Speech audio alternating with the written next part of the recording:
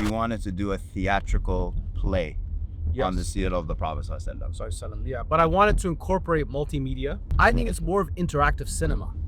Theater, I think, is very... Theater is acting. But we have monologues.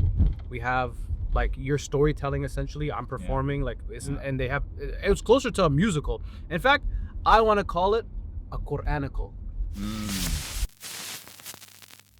Do you remember where I pitched you the idea for Once Upon a Time? I know you think I remember every conversation with you, but no. You don't remember Ilm Summit? No. In the UK? We were here. Yeah, in England. Listen, I had such a... This is how I plotted, okay? I came all the way to the UK. Hey, what? To meet with Ammar, the AlMaghrib HQ, and I had this crazy idea. And I knew in my head, I'm like, look, I can't even tell you this over the phone. You had to come all I had to come here and show and like break it down for you. Okay. This is looking like a Subway advertisement. Yeah. Subway Eat Fresh. Okay. So do you remember what that pitch was? What did I tell you? I actually don't remember. MashaAllah. I poured my heart and soul out. I prepared a document. I had PDFs ready. Wow, interesting. All right. So I think what's interesting is in that conversation, first of all, you were very receptive, which was amazing. Great. I was like, I have this idea of doing, a Seerah-based kind of play, blah, blah, blah. And that was when? That was when was it? It was last August. Last August. And that's almost 1 year later. Yeah, this is July now. And we pulled it off pretty quick because I think our first showing was what? It was February. Allahu Akbar. February in Houston. You know what I mean? So what was the pitch? What was the pitch idea? was, and it sounded crazy. I remember I included the ANN thing. I was telling you I want to have like this Abyssinian sketch where you hear from the perspective of the Abyssinians and in terms of the arrival of the Sahaba and maybe like what they would have felt at the time. I wanted to juxtapose that. You wanted to do a theatrical play on the seerah of the Prophet ﷺ. Yeah, but I wanted to incorporate multimedia. Yes. Right? And it wasn't like even this show, we're using the word play. This is probably most, familiar with people's vernacular, but it's not like, I think it's more of interactive cinema. Theater, I think, is very... Theater is acting. But we have monologues. We have like your storytelling essentially. I'm performing and they have... It was closer to a musical. In fact, I want to call it a Qur'anical. I think that's the genre we need to build out. Seriously. A Qur'anical. Because really the driving force was the Qur'an. What that means. Yeah, I mean, it's like you got to build it. You got to build it in the vocabulary. Build the vocab. Do you think this genre can grow? For sure, 100%. Like what I loved about this, and for sure the reason why I said yes, even though I don't remember the particular conversation, but I know the trajectory, is that art is so powerful and we need to invest more in being able to communicate through our art forms, because what art does is it creates emotion. Even though we're telling the story of this seerah in 3 hours from the revelation to the death of the Prophet ﷺ, like you see it, the way that people interact with the storytelling, the way that they're interacting with the Battle of Badr, the way that they're interacting with the range of emotions that they're experiencing is completely different, and the way it's able to capture the attention of everybody in the family. A lot of older AlMaghrib students who maybe went through the system 15, 20 years ago, Amirs, Amiras, they were involved. Now they're looking for that gateway to bring their kids in, and they're like asking those questions. As my boy Rehan was telling me about it yesterday. He was like, he used to be a senior FOSIS member, he used to be involved in a lot of activism, and he said that his parents never wanted to go to stuff like this. His parents were kind of like, this is odd, right? Western culture, maybe whatever.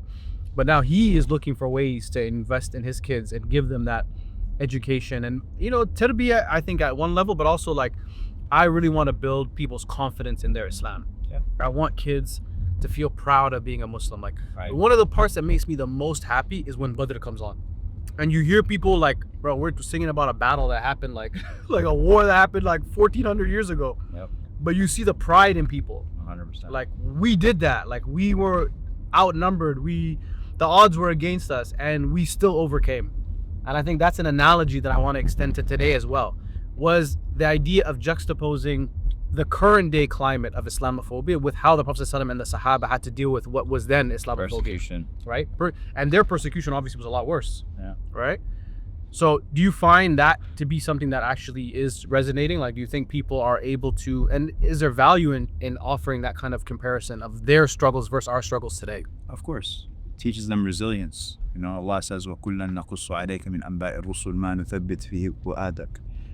That we tell you the stories of the prophets to grant your heart resolve. So that's if you learned the stories of the past, it gives you resolve for the present and the future. There's no story greater than the story of the Prophet ﷺ. I really believe that one of the things that protects from atheism is two things. Number one is knowing the Qur'an, because you can't solve that. You have to be atheist, you have to conclude that the Qur'an is man-made. Right. And if you know the Qur'an, that's an impossible conclusion to make. And the second is that you have to conclude that Prophet is a false prophet. And if you know the Prophet, that's an impossible conclusion to make. Growing up myself, I also didn't know much about the Yeah. And I think, obviously my last name is Mohammed. And so like there was this natural, connection. I'm named, or my last name is of this great man, but I didn't know much about him. In fact, I felt like there was a part of me, it's really dark, but there was a part of me that was like, I felt as if I didn't like the idea of people worshiping him. It felt to me like he was revered, revered to such an extent that he almost became like godlike. And this was because of my own lack of knowledge. I had never studied his Seerah. I never really knew much about his life. So why does everybody say his name? Why do we always have to say Sallallahu Alaihi Wasallam? Like, why do we always have to praise him? Like, I didn't really resonate with me until I went to Egypt, picked up a book, Sealed Nectar. I read the entire book, which was already odd for me because I don't read often.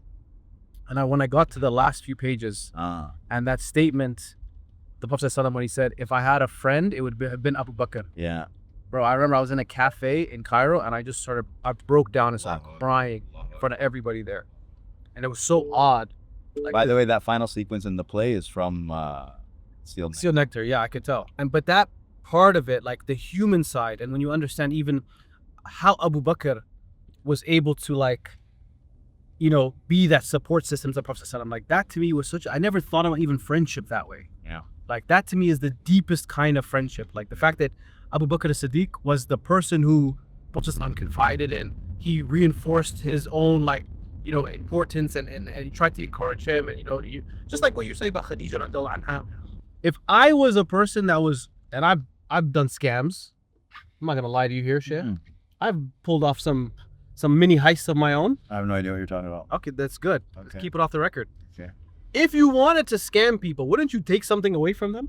Yeah. If you wanted to trick people, wouldn't you be a rich man or a king? Oh, I see what you're saying. You know what I'm saying? Yeah. How was the Prophet ﷺ doing all of this, and the way he died and everything was so simple, so humble? I'm like, what a failed scam. Like you didn't even get, like what I'm saying, if I was to that's con the people, exercise that Sheikh Kamal does, right? In his Seerah class, which is he basically has the entire class describe what a false prophet would be. Right. And if you were to describe a false prophet, we all know what the signs would be. Number one, he would take the money. Yeah. He would womanize. He would not practice what he preaches. He'd tell everybody to be there for Fajr and then he wouldn't be there himself. That's like what Musaylim al-Kadhab did. Musaylim al-Kadhab was like, God revealed to me that you don't have to pray Fajr in the shed anymore. That's what a person would do. When a false prophet would lie, a false prophet would give false prophecy, all of these different things. And then you just go through the check marks and see if the Prophet ﷺ fits that criteria or not. And he doesn't. Is the reluctancy of the Prophet ﷺ to even accept accept prophethood. He didn't think that, this was something that, he didn't seem enthusiastic about it. He didn't seem obviously he did it. But the idea of that burden being put on him of having to spread the final message, and that be for all of humankind. Right at the beginning, being scared, not knowing what happens. Yeah. Not knowing what's going on, and Khadija consoles him for sure. But to come back to this topic of why this play, and what are you thinking of the response that you see? We've done it in Houston, we've done it in Michigan, we're looking at Toronto soon, Canada, then probably coming back to do a more thorough tour of the UK. hopefully the United States soon. And then worldwide after that, brother. And then worldwide after that. So the first time we did it in Houston, I was really holding back tears. I was so happy. I was high for like 2 weeks, man. We wanted it to be a theatrical experience, not in the masjid, not in a Bengal hall somewhere. That ends up happening either way. Whatever we can, but but we want our community to move towards being able to rent these really nice spaces. What's the multimedia aspect of it? Tell us. Cinema, Soundtrack. soundscape, right? What does soundscape mean for those? Soundscape means like background sounds, not necessarily music, but more like atmospheric sound building. Okay. Probably didn't even notice the videos behind you. Yeah. This time around, we made sure that all the videos behind you were moving. So there's constantly motions happening behind you, which now makes it like you're getting the scene. If you can make people for even a split second, a moment, forget where they are. Yeah. And be like, oh no, I'm there. Like I'm with you. I'm on this journey. That, bro, you got them. That's a form of magic, subhanAllah.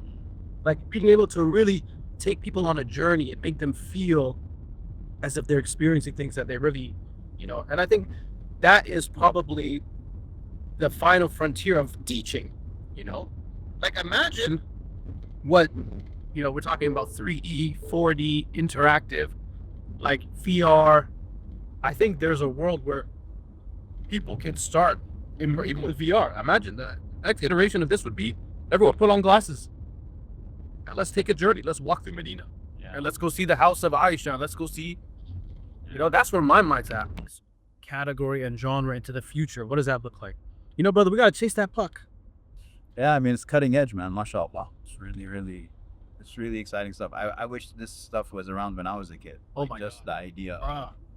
If I could have went to a play and seen like a sheikh who's like young, and then you have like Qur'an and you have nasheed. If I would have seen that when I was a kid, I would have been so amazing. Yeah. My wife and kids, they've seen me do 1,000 things, whatever, but like they're like, well, when do we get to see it?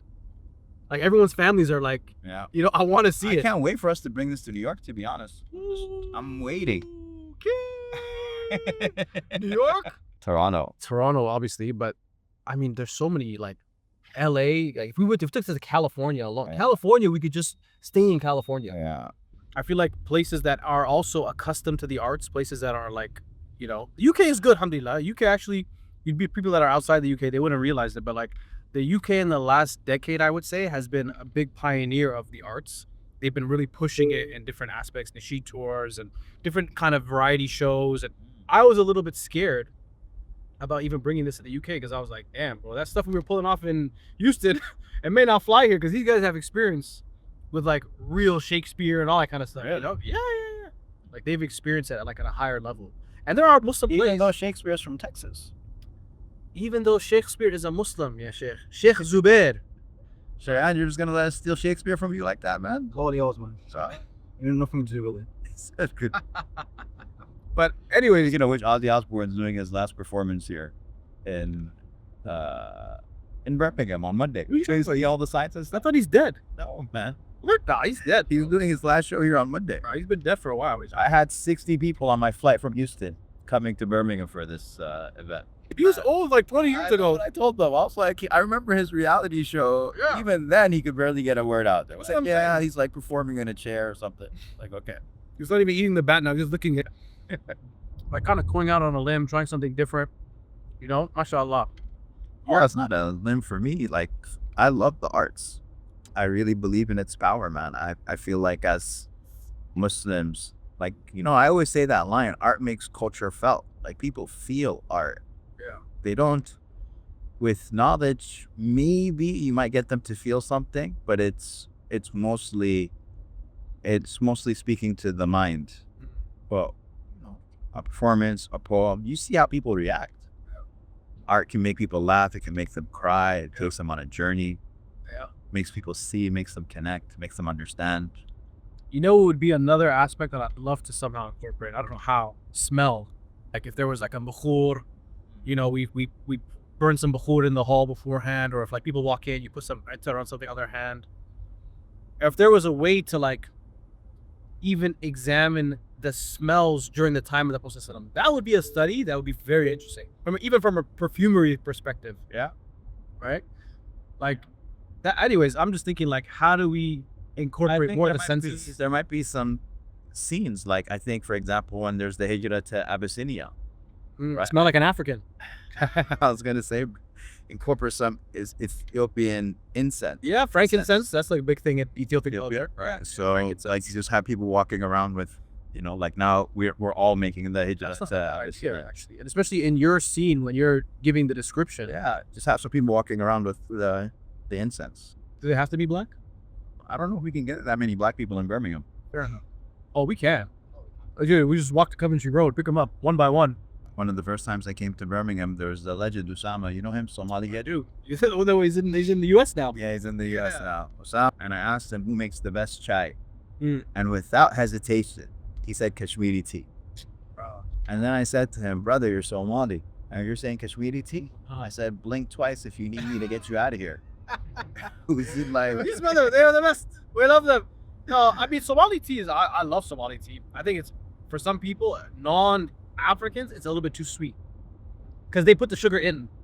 I mean, they don't put the sugar in. They The pour good ones sugar, and then they add a little bit of tea to it. Yeah, that's the most. Somali tea. It's literally a cup of sugar, Yeah, and the topping is the water. exactly. Yeah.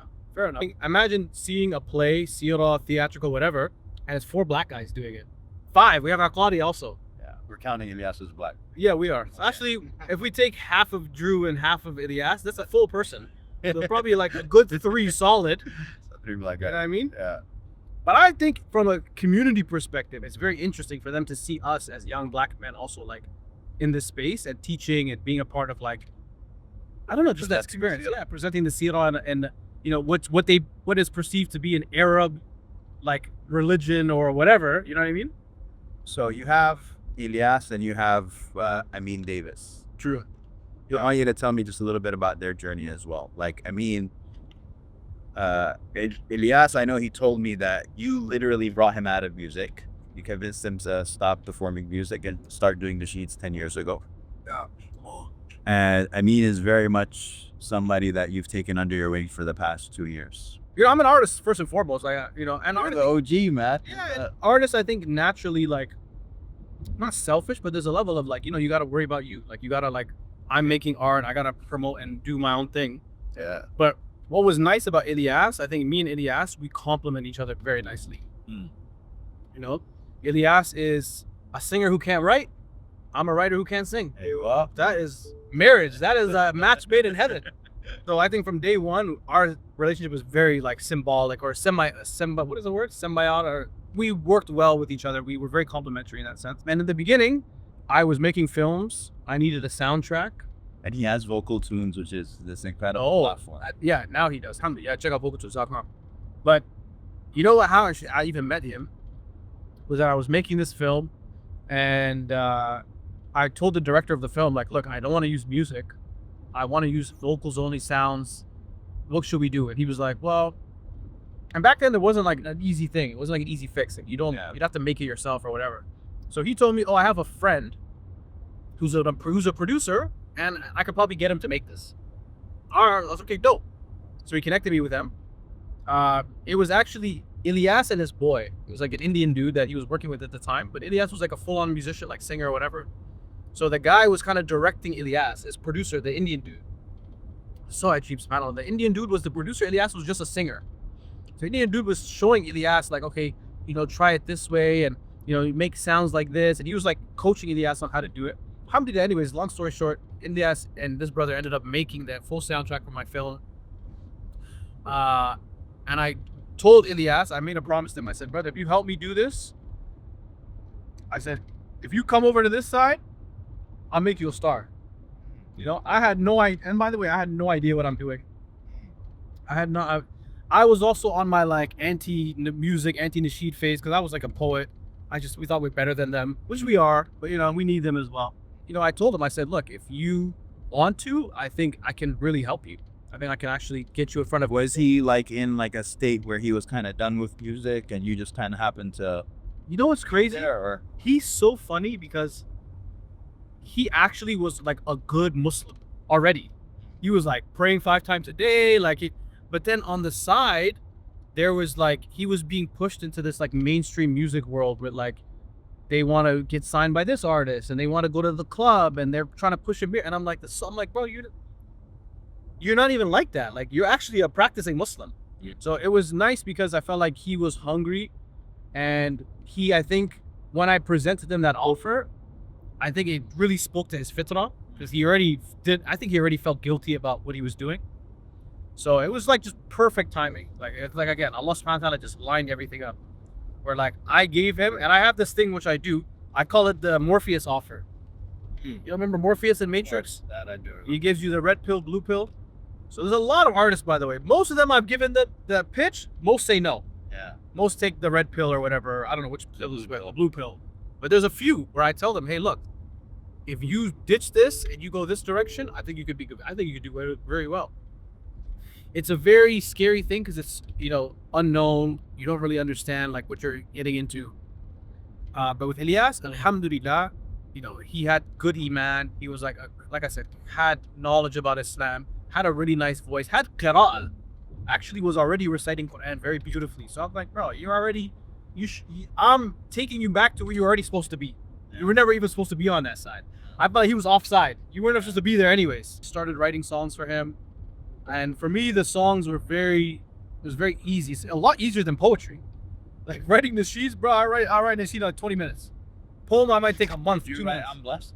Of course. I wrote I'm Blessed. I wrote Real Love. I wrote all of his first album pretty much.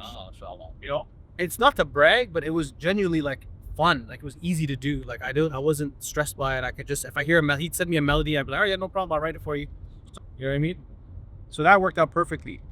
I love I'm Blessed though. It's my jam. I'm telling you, it's a lovely song. Do you ever sing it? I don't remember a lot of it, to be honest. That's the problem. I have the memory of a goldfish. Praises to the Rabbil Alameen. No, you just his voice. Yeah. That's like a robot. I'm not a singer. Yeah, I can tell.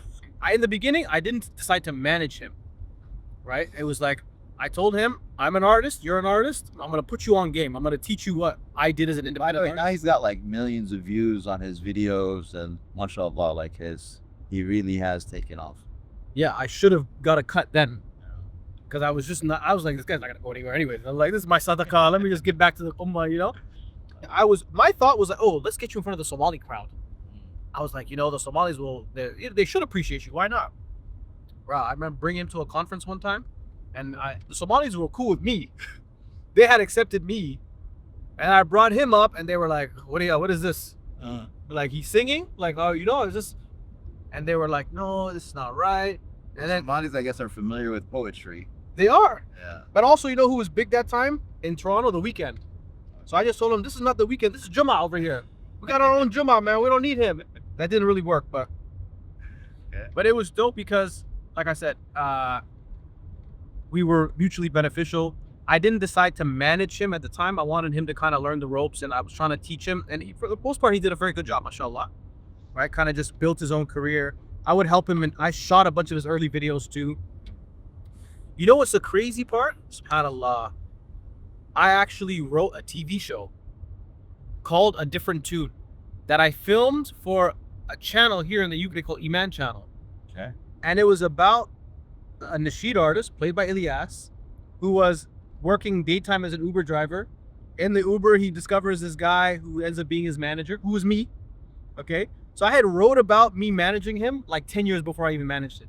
Wow. It was like, I was already written, subhanAllah.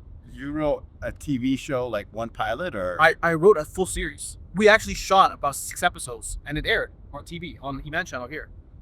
The production wasn't great, but it was like, from day one, Mahmoud shot it. Mahmoud was the director of it. From day one, I was always convinced that like I could do low budget stuff. Like it's not that hard, But yeah, ironically, we had like, I never thought of myself as a manager because I just felt like I was more of an artist. And then when Amin came along, okay, so now how I met Amin was we were at a convention at the Werneth conference in Calgary. And I'm doing my thing. I'm basically hosting. And then I show a trailer for my film, Purple Don't Cry. And I'm telling them, we have a screening coming up. I'd love for you guys to come to the screening. And after that, there's some kid comes up to me in the audience, tall, light-skinned kid, curly hair. And he's like, hey, brother, assalamu alaikum. I'm a new Muslim. I'm an actor. I'd love to connect with you. And I was kind of like, okay. I was like, yo, you're an actor? I was like, yeah, okay. Everybody says they're an actor. Like, I thought I was a real actor. And I'm like, I'm really out here doing things, dog. But I said, okay, let me take your IG. Let me see if I can, find out a little bit more about you. I took his IG.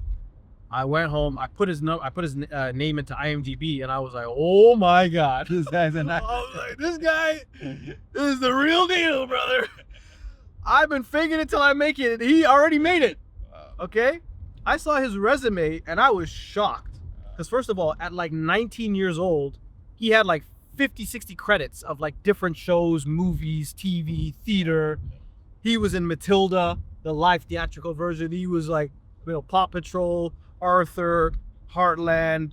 He was in the DC show. Like all these stuff that I was like, this is crazy. Like, how did you even at your age, at 19, how did you even do all that? So he's been a child actor since. He has, this is the ironic part, he just turned, 21 now? He has just as much work experience as I do. Yeah, mashallah. He actually has been acting for almost like 17, 18 years at the age of 21. So I automatically was like, all right, this is talent that we cannot let go to waste. Like, and it's funny, like I think the natural kind of revert new Muslim thing is to be like, oh, I wanna walk away from all of that. And I wanna, just go study in Saudi or whatever. And then meanwhile, when he meets Muslims, we're like, oh no, bro, you gotta go back in there. Like, you are Musa right now in the belly of the beast. You are living with Pharaoh. We need you to be in there. Which, and he kind of, still to this day, he's a bit hesitant. He doesn't want to. I tell him, okay, it's fine. We just be selective with the work that you do. We don't have to anything that you're uncomfortable with. Obviously, don't do that on screen. We had a meeting with YQ recently. Well, I bought an email that says this. Where I told Sheikh Yasser Qadi about Amin, and I told him, he's a young brother, Muslim actor, and YQ, without dropping a beat, told him, we need you to do more of it. Basically told him, like, don't even worry about studying. It's like, we have so many mashaykh, we have all these students of knowledge. We don't have anyone in Hollywood. I forwarded the email. And then Amin was, afterwards, he was telling me, he was a bit confused by that. And I was like, that's the difference between knowledge and hikmah. Because he can tell you the knowledge, the aspect of it. Okay, you're uncomfortable, don't do. And Sheikh Yasser was very clear. He's like, don't do anything haram. If you feel like, there's things that are black and white, then avoid those. Well, he's like, ultimately, everything, if with the right intention, you can achieve it. And you might be able to do more for the ummah than even a person on the member. So that's a hard thing for, I think, someone who is trying to like battle with that to really fully comprehend. Also, when you're young, you don't see really. There's a lot that comes with experience as well. For the first time ever, experience a live show like no other. Brace yourself for cinematic storytelling, stirring recitations, emotional performances, and inspiring talks, all woven into an unforgettable experience. A theatrical masterpiece blending live Qur'an recitation, Seerah, poetry, nasheed, and cinema, taking you on a journey through revelations that will reshape history. Featuring Sheikh Ammar AlShukry, Boonaa Mohammed, Ilyas Mao, and Amin Davis. AlMaghrib Institute and Muslimi Studios presents Once Upon a Time in Mecca. It's an immersive Seerah experience which you've never had before. Felt like we were walking with a prophet. So as you can see, all these ages, it's for everybody. Coming to a city near you. There's so much empty, unoccupied space. And they're talking about immigration as an issue. No, you got unused territory right here. People are not living on the land. I was reading somewhere that approximately, I could be wrong, but only 5 to 10% of the UK is built upon. Yeah. Everything else is just this. And actually, if you go to the cities, you'll see, and it's so weird because everything is so tight. Yeah. Right? Everything is like built without cars in mind. They can't even really do SUVs out here. I was wondering, I was just walking in a little bit part of Birmingham this morning, but I was like, man, where's the new construction? You guys ever see like new construction? It does happen, mainly in the cities though. In the city centers, they like to build. Nowadays, there's a big thing about building apartments. Yeah. So they like. That's like in the city center, right? Yeah. But then would you see like the suburbs of Bradford? Would they be building like more infrastructure or more? No, right? It's like it's already done. Yeah, but why not? Space is limited, as you mentioned. The big city. But it's not really limited. As there's all this. Who owns this? Like, all this farmland? Like, who would even own it? I would assume it comes up with a local county. Yeah, it's like all state owned, huh? Trying to move out here, boy? No, I'm just trying to understand, like, why is it that there's so much unused space, and yet there's this fear of like, oh, you know, running out of land, and the immigrants are coming, and there's nowhere to live, and it's all tight, but it is, but it's like, why is that the case? It's an interesting question, but I feel like there might be a lot more hesitation in the UK to move to other cities. Is my assumption correct? When you move to another city, it's like you're moving to a different, you know, it's like people talk to me about the Birmingham accent versus the London accent versus the Liverpool accent. It's like very, very, very like separate. Is it that tribal, or like if you're from up north, you won't feel? Would you be discriminated against in London? Yes. You would be. So a lot of people who live up north in the UK have this thing where they don't like people from London. Yeah. And the reason for it is because they find that people from London, not everyone obviously, there's good and bad and everything, but a lot of people in London have this mindset that I'm from London, I'm from down south, it's from a wealthy city, so automatically I'm better than you. Right. Like, Boonaa, remember you telling me, like, people in Canada, they don't just move to like another city like Canada. I mean, by the way, that's, I think, a unique feature of the US, that people actually within the country, and the US is quite large and populous, and there's major hotspots. They're always moving back and forth to different cities. And people have no problem like going from Denver to Chicago, and then just setting up shop, and you get a new job, new driver's license. Like in Canada, we wouldn't do that. I think agreeing with the point you made, which is regarding the accents, for example, where I'm from, Manchester, you have a city called Liverpool, as you mentioned, which is only about 20-25 miles away, and the accent is completely different. Like, if you're not from there, you will struggle. Like myself, sometimes I struggle to understand what they're saying, and this is a city that's only 25 miles away. Yeah, but why are the accents so drastically different? I couldn't tell you, Like unfortunately. literally an hour away. Oof, slow down a little bit. It does feel like within a small country, there's like one language, 75 accents.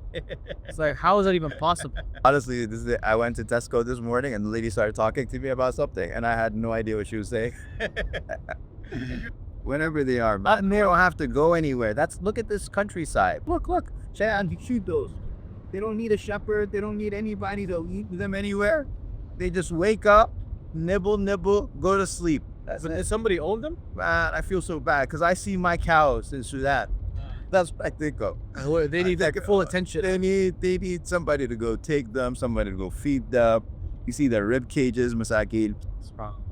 First world cows versus third world cows. Yeah, man. Even the cows here are first world. Hey, have you heard this thing about them banning halal meat in the UK? That would cause uproar. I heard about that. No. No. They want to ban the slaughter. Yeah. They won't. Yeah, that would be crazy here. And you know what's funny? Like they're using that as a way to be like, oh, we can't get rid of them this way. Let's get rid of them the other way. Or let's make them all vegetarians, because we know definitely that wouldn't last. Or just how a politician is trying to get their name out. You know, sometimes politicians, what they do is they'll just mention the most radical thing, you know, controversial thing, and then everybody talks about them, and they get retweeted and they get added, and you know what I mean. Speaking of radical politicians, as a native New Yorker yourself, the king from Queens, Zoran Mamdani. Mamdani. This guy, I was watching a video of him today. This guy is on fire. Yeah. He says all the right things. Bro, I saw he had 1.5 million followers on Instagram 3 days ago. Now it's 3 million. Bro, The guy is just taking off. like, I don't even know what's happening, because it kind of reminds me of the way Obama came out. Like, I remember when Obama first came out, a lot of 2008. Yeah, like Young Obama. 2008, Obama, 2007, I thought was like the best oratory I ever heard from a politician. Bro, I thought he was either the Mahdi or the Dajjal. I didn't think he was the Mahdi. I thought he was the. Honestly, like seriously, I understood in that moment like how the Dajjal is gonna capture it. Yeah, subhanAllah. Because I was like, the way that this guy had people enamored, and it was some of the best speeches I've heard in up until that point, it was incredible. Zoran is also, he's got a lot of swag, man. Bro, I like him a lot. Swag for days. But I'm so skeptical of any politician. I just feel like just innately being in that field just means you're a liar or you're corrupt. No, but it's corruptive. he sticks to his talking points, and he's masterfully bringing everything back to affordability. That's something every New Yorker can appreciate, man. If New York was affordable, I'd probably still be there. Bro. You know what I mean? The reason why everybody moved to Texas. Yeah.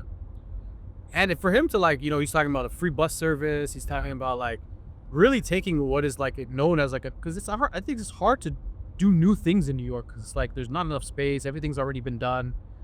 He gives me Harvey Dent vibes. Remember from Batman? Yeah. Before he becomes Two-Face? We'll see. Harvey Dent said all the right words. He was the advocate for the people. This guy either has the sickest come-up story or the sickest villain origin story. And it's so funny that they thought they were doing something. They thought, we got him now. We're gonna put him in the blender. He's not gonna be able to get out of this one. And that was the thing that made him popular. Yeah. It's like how Allah subhanahu wa ta'ala can work in such beautiful ways. In New York City, why would I go anywhere else? And it's so funny because I think to the establishment, It's so common sense. it is, but to the establishment, it was like so off the radar, like so off the books. Like you can't say that. You have to go to Israel. Yeah. Like You gotta go kiss the ring. you literally gotta kiss the ring. You gotta like, you know what I mean? Make sure you're those. But I get it. Like New York obviously has a large Jewish population, so I think there's like a natural correlation with the voter base there. Yeah. But it was just funny because like the thing that they thought they got him on was the thing that really helped. But that's the other thing, right? They make it seem, and they're assuming that large Jewish population is tied to Israel. Yeah. It's not the case. Yeah. Not every Jew is a Zionist. Bro, and It's they're like the- there's a lot of Jewish They're people. the biggest activists. Yeah, exactly. We're taking their lead on the activism side. And you see all these anti-Semitic laws and stuff like that. There's going to be a new generation of Jews that are labeled as anti-Semitic. Yeah. They call themselves hating Jews from now. Yeah, self-hated. But then, like, imagine arresting, persecuting, stripping them of whatever because they're Jewish and they're speaking up against Israel. Like, how is that even logical? Yeah. You know? Yeah. But going back to Zohran, so Why are you Arabizing his What name is his so name? much, man? Zoran. it's not Zoran, it's Zohran. Everybody calls him Zoran Mamdani. Yeah, that's like the white way of saying it. Isn't Zohran a word in Arabic? What does it mean? I don't Arabize names. But what does it mean in Arabic? I don't know. It means like Zohran is like means to appear. appear. no, it's like something bright or something like Something that's lahir. Bahir is like. oh, is appear. it the brown way of saying Val? Yeah, I think so. If it's a real name. It's actually Arabic though. What is that? I know his mom calls him Khalid. You know, like Yeah. that. But different ethnicities also have different ways that they pronounce something. Yeah, but you can't just take the butchered version and run with it. And that's not butchered. It's the way that they pronounce it. It's like a brother. There's a Bosnian brother that I learned this from. His name is Yaqub. Yaqub. Yeah. Yaqub. So was that the Ain? Yeah, it's Yaqub. Yeah, cool. He goes, that's my name. Yaqub is my name. Not Yaqub. It's Yaqub. That's the way that my parents say it. That's the way that my grandparents say it. That's the way my community. But is it just them mispronouncing it and we're just giving them a pass? It doesn't matter. Like, that's the way that's his name. He has the right. Is your name Boonaa or Bona? Yeah, you always call me the other one. Yeah, I know. So you're going against your own philosophy. I'm not. It's like Osman. Uh-huh. Like Osman versus Uthman. Yeah, Like Osman, but actually Osman has become like culturally. exactly. So if this guy says that he wants to call me Osman, I'll call you Osman. Aisha too. Am I gonna sit there and say no? Her name is Aisha. Fatima too. No, your name is Fatima. No, but like Ahmad Rashad. Remember the basketball dude? Yeah, Ahmad Rashad. Ahmad? Really? Yeah. You want me to go him call Ahmed? His name is Ahmed. Come on. It's not Ahmad. Ahmad is not a name. That's the way that he pronounces. That's his name. But the name has the name has meaning. If you're You're- going back if you're to the changing- original Arabic, Yeah, of course you. But then you've reduced the meaning to nothing. bro, it doesn't. A name doesn't have to have a meaning. There are lots of people's names who don't have meaning. Like dogs. No. Yeah, dogs and cats and not human beings, bro. There Human are, beings there have are the meaning. lots of people. You've never met a person who says, I don't know what the meaning to my name is. Like Drew. Yeah, exactly. Yeah, Drew's name means nothing. Okay, so there you go. There are lots of people's names don't mean anything. One thing I find kind of confusing sometimes about Arabic, sometimes it takes like the sentence structure of like Spanish, you know, where like the way in which the words appear. It's like the adjective goes at the end. yes, right? You know what I'm talking about? No, I don't know Spanish. What am I saying? Explain it to me. Not to him. Explain it to me, please. Sheikh Ammar, I guess you know it's Na'at Man'ud. Okay. So, because, you know, describing something. Okay, so we say So you say we say the Baytun green Kabir. book in English. Yeah, they say in Green book. Arabic you say kitabun. Quick, you say bookery. Yes. Yeah, like that's confusing. Because I believe if I miss the first part of the sentence, I'm lost. Or if I, you know what I mean? You know what's crazy? I saw this post on somewhere once, and it says that the native English speaker speaks in a very particular descriptive form. We always mention the size before the color, and we always mention the description before the size. Like we do this entire sequence. They went through an eight concept sequence. And that's why it says, for example, you'll call it the little green book. You'll never call it the green little book. The green book that is little. He'll never do that. It always follows that particular order. And why like what is the benefit of either? Like what would be the benefit in It's Arabic? just the way that, I don't know. Like you're talking about what the benefit of Arabic versus English. No, I'm saying like in terms of that sentence structure, like having the. It's just the way they did it. Yeah, I don't know if it's. I mean, Spanish is like that too, I believe. I know Spanish is gender based. I'm not sure about I mean, I don't know Spanish myself, so. I guess we need a Latina here, kind of. There's a lot of Puerto Ricans in his district. Good transition. Yeah, a lot of Dominicans, you know what I mean? Latinas. That's what I was trying to get to. Do you think that politics is a space like we're artists? That's already like a shady gray category, which I don't really feel that is, but people would say that. Like parents don't push their kids into the arts. Do you find that he in that position, the compromises that he's going to have to make, essentially, because now he's also representing all of New Yorkers, you know, the good, the bad, the ugly. Is that something that as a Muslim we should still be like advocating, we should still be supporting and pushing? Or I think we shouldn't look at him like he's, some Muslim superhero. he's not the Mahdi? No, for sure. Oh, well, we're not sure, for sure. Time will tell, essentially. Oh, the Mahdi his name is like the Prophet's name, and his father's name is like the Prophet's father's name. So it's Muhammad ibn Abdullah. Zoran Mamdani. It's like, well, kinda. The Islamophobia is the same thing, by the way. Yeah.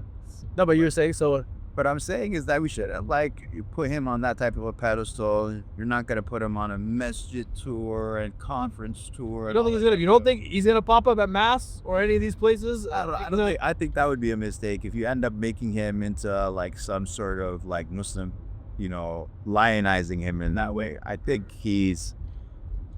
don't think he's like the super Muslim candidate. I think he's Muslim and he's proud to be Muslim. He's not ashamed to be Muslim, which is great.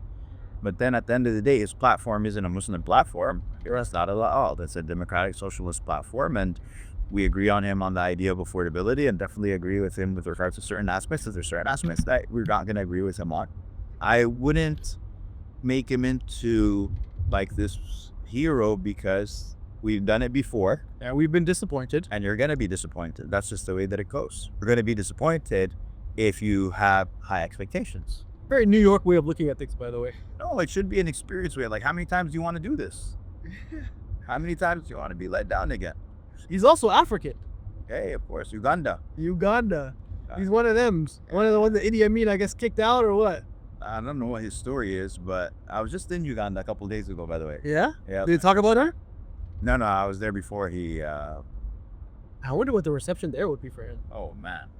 He becomes the mayor of New York? New York. Brother, take any of them you want. Oh man, he's going to be riding whatever boda he wants. Yeah, brother. Any car, any woman, all of yours, brother. Take them. What was Uganda like? Uganda was really nice, man. Kampala? Kampala. I've never seen so many motorcyclists in my life. Really? Yeah. Do they have that in Ethiopia? A lot of. Weren't you like mopeds and stuff like that, like those cheap bikes? Yeah. Yeah, they're not proper motorcycles. Mopeds, yeah. I've never been to Uganda. I've heard a lot of good things. What do they speak, Swahili? No. What do they speak? English. That's not accurate. They speak English, right? Yeah, I'm sure they do. Like probably in They school. don't speak Swahili. I don't know what. What's the language? I don't. Okay, correct us in the comments. So tell us the language in Uganda. Two Africans apparently. My bad, man. We know about British landmarks and all this great. The Empire strikes black, brother. We gotta also focus on our own. You know what I mean? I also think naturally you're probably a little bit more like you know, mashallah, I think you're good at connecting with like people and non-Muslims, and like you're able So to. you're the one working in with artists. I all know the that. time. No, I'm telling you, like I'm good with us. Yeah, but you I'm can't good with be- our. I know. No, I'm you good gotta- with my That's community. our problem, bro. Yeah, I know it's a problem. I agree. That's our problem. We gotta be good with everybody. I struggle. Like, especially like, okay, a non-Muslim woman, you know, like, and I'm not even being immature. Like, it's not, you don't have to sexualize everything, but it's like, I just feel uncomfortable. Like, they want to put out their hand, they want to shake your hand and stuff like that. That is my worst fear, by the way. I've had Bro, you know what I tell them? I Uh. say I do air high fives. Oh, that's cool. Air high five. That's it. What if she's like, you want an ear kiss? Why would she say that? That's my fear. That's my fear. That's what's next. I'm like, it's a gateway. Would say that, I open bro. one door, Nobody would and say then that. it's gonna lead to something Calm else. down, No, calm that's why I don't down, trust them, bro. I don't know, man. I've been feeling nervous. You know what's crazy too? You being I weird. came from Jahiliyyah where it was nothing. Like I would shake hands, hug, whatever. Like I didn't have that same like religiosity growing up. But then when I started practicing, it became super hard to be normal and just be like chill, you know? Like I just want to be extreme. Like I want to be like, It's all in your head, man. yeah. I feel like I can't even Yeah. have a normal conversation. I'm actually surprised you're telling me all this because I would have assumed that you're one of the most natural at just sparking up a conversation. You would think that. By the way, I felt like I used to be like that. The more I started being around the Muslim community, the more weirder I became, sort of mimicking their behavior. Because you know, like in our spaces, it's like, you know what's funny in the UK, for example? Like we were at Green Lane Masjid. I went to Green Lane Masjid yesterday. We were in the parking lot, and there was a sister walking, and my natural instinct would have been to say, "Oh, Assalamu alaikum." Okay. You're a Muslim woman in a non-Muslim land. We're all here together. Like our normal inclination in the West is you see a Muslim, you greet them. Okay. The brothers were like, "A'udhu billah." Brother said to me, "Why would you say salam to her? Maybe she's married." I said, what is salam alaikum? That's a pickup line here? Yeah. I said, literally, my notion of saying salam is so I want to establish security. I want her to know, hey, there's other brothers here. Like you're good. And Like, this you know, was at the masjid. this was on like the parking lot, like a grocery store parking lot next to the masjid. So still like in a neutral location, a neutral space. Yeah. But that is like the mentality we have now, where it's like, okay, you can't like if you. So I feel like Muslims, men especially, we like. The Green Lane Masjid by the parking lot is basically being like, It's basically the Haram. Yeah. At that point, it's basically. I know. So, but you were like in a place where you needed to establish, hey, there's Muslim men around you. I mean, You know, a real Muslim man. That's what I meant to say. Like a real one. You got yourself a real one here, sister. Okay. I didn't say anything to her, but my natural inclination would have been like, you know, because also as artists, like now when we're at events, if you see volunteers, you see, like I can't not say salam. Or we'll seem like jerks if we don't address them, and we should. We'd be nice, just be cordial, whatever. But I do find that it's difficult then to switch that off. When you come here and it's like, oh no, we don't greet women here. I think it was just because you were in the parking lot of the masjid, to be honest. There's a parking lot of a Morrison. It's not even the masjid. I think that if you're in a different setting, it might have been okay. Like on an airplane, for example. If you're boarding and you see a hijab, I mean, maybe I wouldn't. No, to be honest, I don't. Yeah, I probably wouldn't say anything. Also, I think because we're black, sometimes we blend in. But you wear kufis and stuff like that, so you stick out. But sometimes I have experiences where like people don't realize I'm Muslim, which is then I surprise them. No, I'm just kidding. But they don't really sometimes, I think, view me as like Muslim from the outside. So I can pass, you know? I think I look Muslim, but if you're not wearing a thobe or whatever, Yeah. some people might get confused by that. I do think that obviously even the dawah to non-Muslims, like especially with what's happening in Palestine, especially with kind of obviously it reminds me a lot about post 9/11 when there was like, you know, the surge in Qur'an sales. Yep. When the Qur'an was the best seller, I think, on Amazon for a bit. Do you think now is the best time to be giving dawah? I think so. I mean, a lot of people are giving that on TikTok. I've heard stories of people who accepted Islam and already through watching what's happening in Palestine and already were able to travel to Al-Masjid Al-Aqsa. And because they were, you know, white, basically, with white names, and they didn't look Muslim, although they had accepted Islam and taken jihad, that they were able to go to Masjid Al-Aqsa and pray, no problem. When you went, they didn't bother you? Oh, no, I mean, there's always a 5-hour detention. They didn't ask you about me? No, not about I wasn't allowed in. I Not my way. Next time I go, I feel like I gotta take your passport. Just blend in and just go with the group. I've heard it's easier to go with groups and stuff too. Of course. You went by yourself? I went solo dolo. Me, Sheikh Navid. Didn't work out well. Went through Jordan or? We went through Jordan. We were told, this is bad advice. They told us to pretend like we didn't know each other. The brothers who were bringing us to the thing, they're like, just to safety wise, just like you go in, like we started to stagger our entry. He went in like 20 minutes before me. I went in. As soon as we got to somehow we both ended up in the line together. I'm like, damn, they got us quick. Like that was pretty fast, Where are other places you'd like to do like Islamic tours? I'm going to Bosnia next All right. couple weeks. So, but how are you, are you familiar enough with Bosnia? Like, I know nothing about all there. so then, how are you? 0%. So, what are you facilitating there in terms of learning? We're going to do the names of Allah while we're there. And then we have the local tourists who are going to... Surprised, Sheikh Yasser is a couple. Why be? Yeah. Is he coming or? Not this time. He's lived there, right? Yeah, he couldn't come this time, so I'm actually the replacement. You're the backup. Yeah, they pulled me off the bench for this. Yeah, 6th man of the year right here. Hey, man. You got to do it. Anyways, this has been a great episode of the AlMaghrib car Series. car series. Yep. Next one will be with Sheikh Kamal on a bike. We're 12 minutes away, inshallah ta'ala, from Manchester. And then tomorrow, inshallah ta'ala, we're going to be in London. So if you're in London, then come through. And You want to see this in time. if you're London, and if you're not, then inshallah ta'ala, we'll see you the next time. We're probably going to do this tour again in the UK in August. That's the plan. Are you trying to put on the accent right? That's natural. It's a natural London accent. Bro, So you never heard Top Boy? safe, it's calm, bruv. It's calm, bro. Calm, bruv. Yo, listen, mate. All right, check it out. Yo, listen, man. I think you just like, you know what I mean? Just like, ziggy, ziggy, wow. You know what I mean? All right, man, we're done. Hey, we're done. God, see you.